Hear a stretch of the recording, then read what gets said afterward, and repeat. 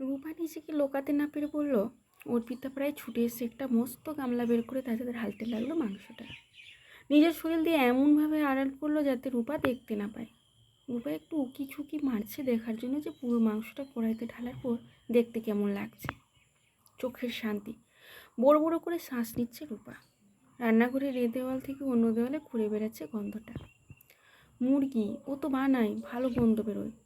রান্না করতে করতে দু এক টুকরো খেয়েও নেই। আসলে গন্ধটার জন্য কেমন একটা টান আছে, কিন্তু এই গন্ধটার জন্য আরও টানছে রূপাকে। খাসি খাওয়া বলতে একবার মামার মেয়ের জন্মদিনে মামি করেছিল। গরম ভাত, দুটো আলু আর দু পিস ছোটো ছোটো মাংস। খুব ভালো লাগেনি সেদিন, হয়তো লাগলেও মনে নেই। কত ছোট তখন রূপা। আর যাই হোক, মামির বানানো সেই ঝোলে আজকের গন্ধটা ছিল না, সেটাই স্বাভাবিক। আজকের ঝোলে কী নেই? টক দই, গরম মশলা, ঘি, আরও কী কী মশলা দিচ্ছিল অর্পিতা, নামও জানেন না রূপাও তো।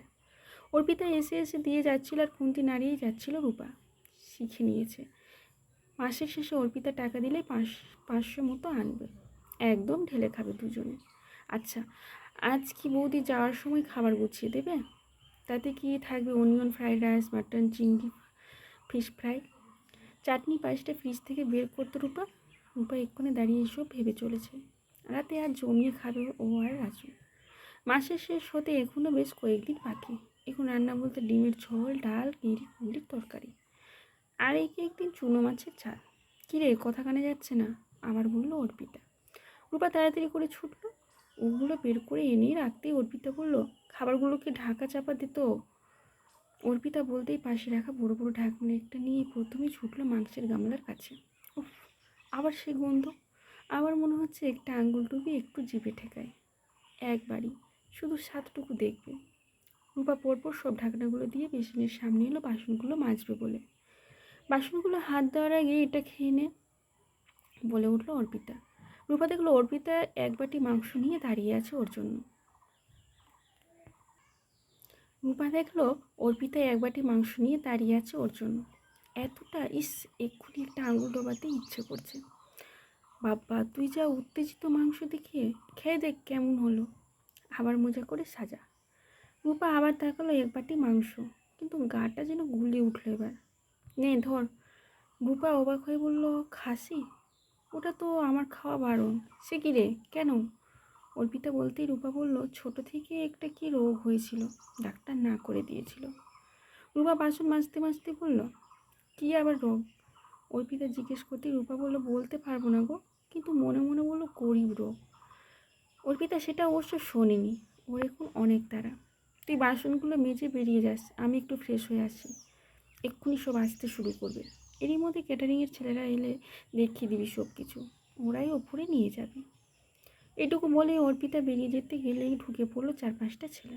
ওদের সবাইকে বোঝাতে শুরু করলো অর্পিতা। ওরাও টেনে টেনে নিয়ে গিয়ে বড় বড় গামলাগুলো, শুরুতেই নাকি কফি, চিকেন, পাকোড়া আছে, তারপর কোল্ড ড্রিঙ্ক, সব খাবারগুলো ওপরে চলে গেল। অর্পিতাও নেই। কেমন একটা চাপা কষ্ট হচ্ছে রূপার।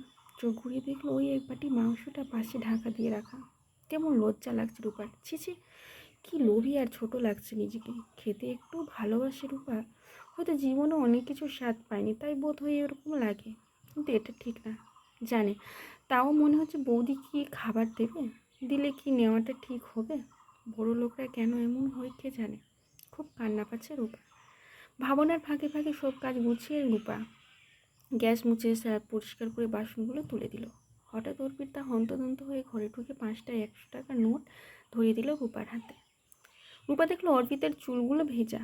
এটা রাখ, এতটা করে দিলে এটাই অনেক। বাথরুমে ঢুকে গেছিলাম, হঠাৎ মনে পড়লো, বলেই বেরিয়ে গেল অর্পিতা। রূপা যে কিছু বলবে তার উপায় নেই। কী বা আর বলবে, ফেরত দিয়ে দেবে? কেন, এটা তো ওর প্রাপ্য। আর 500 টাকা মাসের শেষে অনেক। এটা পেয়ে মনটা নিচে উঠল রূপার। যাওয়ার সময় আজ একটু মাংস কিনে নিয়ে যাবে, সে না হয় মুরগি হোক, কিন্তু সম্মান তো বাঁচবে। সম্মানের আনন্দে নাচতে নাচতে বেরিয়ে এলো রূপা। ওদিকে হই হুল্লোড়ের আওয়াজ পাচ্ছে রূপা অন্য দিকটা দিয়ে বেরিয়ে সিঁড়ির নিচ থেকে জুতোটা বের করে এনে পড়ছে। ওপর থেকে একটা ছেলে নেমে এসে একটা প্লাস্টিক